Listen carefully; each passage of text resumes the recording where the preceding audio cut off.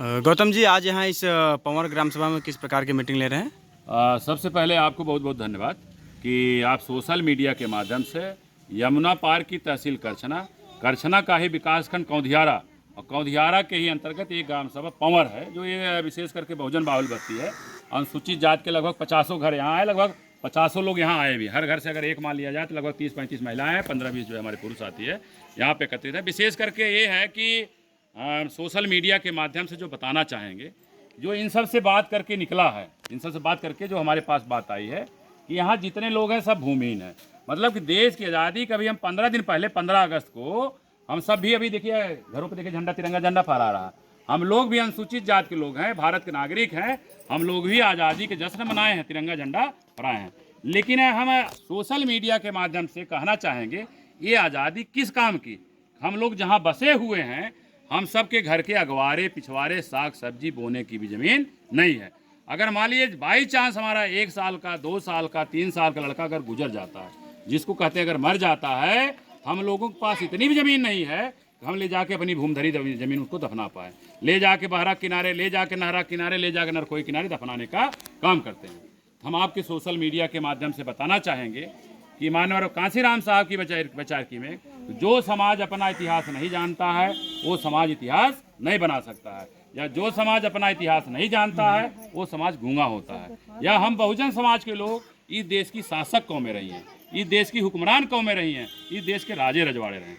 हुक्मरान होते हुए भी, शासक कौमें होते हुए भी आज हम लोग भूमिहीन हो गए हैं। आज की तारीख में देश की आज़ादी के 73 सालों में जिसको राजा होना चाहिए, जिसको हुक्मरान होना चाहिए, आज वो मजदूर बना हुआ है। लेकिन हमारी गड़बड़ी की वजह से, हमारे नासमझ की वजह से आज जिसको मजदूर होना चाहिए वो लोग आज सत्ता में बैठे हुए। हमें कोई परहेज नहीं, वर्तमान लोकतंत्र है। लेकिन अगर हमारे उत्तर प्रदेश के मुख्यमंत्री माननीय योगी आदित्यनाथ जी हैं, हमारे देश के प्रधानमंत्री माननीय नरेंद्र मोदी जी हैं, हम दोनों देश के प्रमुख और प्रदेश के प्रमुख या मुखिया से बात करना चाहेंगे कि अगर आप तिबारा प्रदेश का मुख्यमंत्री बनना चाहते हैं, हमारे इस जो है कि पवर गाँव में जितने भूमिहीन हैं, चुनाव से पहले या इस समय धानों में जो है खेतों में धान लगा हुआ, धानों में क्या खेतों में धान लगा हुआ, धान जैसे कट जाता है, चकबंदी जो इनसे बात करके निकला, चकबंदी के बाद इनके गांव में जो हमारी खोज है कि एक गांव में कम से कम 50 ज़्यादा से ज़्यादा सैकड़ों बीघा ज़मीनें जो बंजर है, परती है, ऊसर है, सीलिंग है, समाज कल्याण, इस तरह की ज़मीनें हैं।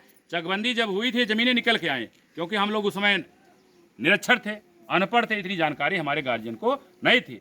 जैसे चकबंदी हो गई, 15 दिन बाद 20 दिन बाद यहाँ के तथाकथित व्यवस्था के लोग, जिसको हम कहते थे छोटे छोटे जमींदार या छोटे छोटे भूमाफिया, अपने खेतों में ऐसी सरकारी ज़मीनों को मिला करके आज भी जोत बो रहे हैं।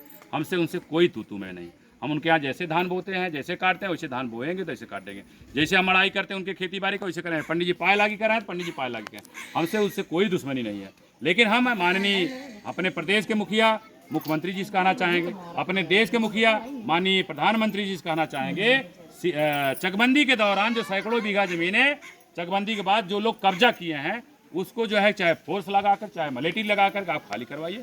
खाली करवा के जो भूमिहीन हमारे यहाँ देखिए तमाम लोग खड़े हुए हैं, ऐसे लोगों में जिसके पास आवासीय घर नहीं है तो उनको आवासीय पट्टा, जिनके पास खेती बाड़ी नहीं है उनके अंदर जो है कृषि कार्य का पट्टा करिए। निश्चित हमारे गुरु जी ने कहा है, बिन हवा न पत्ता हिलता है, बिन लड़े न हिस्सा मिलता। हम हमारे लोग जो है डॉक्टर अंबेडकर वेलफेयर नेटवर्क, जिसको हम डान के नाम से जानते हैं, आज सभी लोग डान के सदस्य हो रहे हैं। और डान के माध्यम से अगर 26 नवंबर जो संविधान दिवस है, संविधान दिवस से पहले धान की कटाई के बाद अगर हमारे इन ग्राम सभा पवर में पट्टा नहीं किया जाता है, हम यमुना पार के 10,000 लोग 26 नवंबर 2024 को आपके 5 कालीदास मार्ग पर अनिश्चितकालीन आमरण अनशन करने के लिए पहुंच रहे हैं।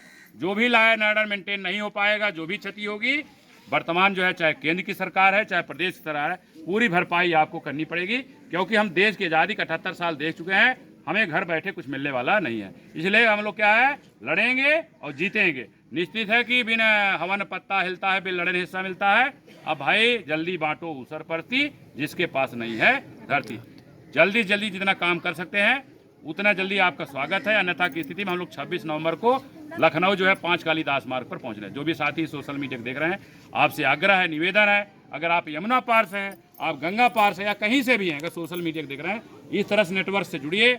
हम तो चाहते हैं कि परिवर्तन जो है सबको निकल पर सड़क पे आंदोलन करने की जरूरत है। निश्चित है जिस समय जमीनों का राष्ट्रीयकरण हो जाएगा, उद्योगों का राष्ट्रीयकरण हो जाएगा, तो राष्ट्रीयकरण से जो व्यक्ति जो समाज खेती बाड़ी करेगा, सरकार उसको जमीन देगी। जो खेती बाड़ी नहीं करेगी जमीन उसको नहीं देगी। तो खेती बाड़ी करने वाले कौन? हम ही लोग खेती बाड़ी करते हैं। तो पूरी जमीन हम लोगों के पास आएगी। एक आंदोलन जो प्रक्रिया है कि जमीनों का राष्ट्रीयकरण किया जाए। तो निश्चित राष्ट्रीयकरण से हर व्यक्ति जो आज भूमिहीन है, सबके पास जमीनें अपने आप चली आएंगी। जो भी साथी सोशल मीडिया देख रहे हैं, आप सभी का आभार व्यक्त करते हुए सभी साथियों को जय भीम, नमो बुद्धाय, जय भारत, जय बहुजन समाज, जय भारतीय संविधान।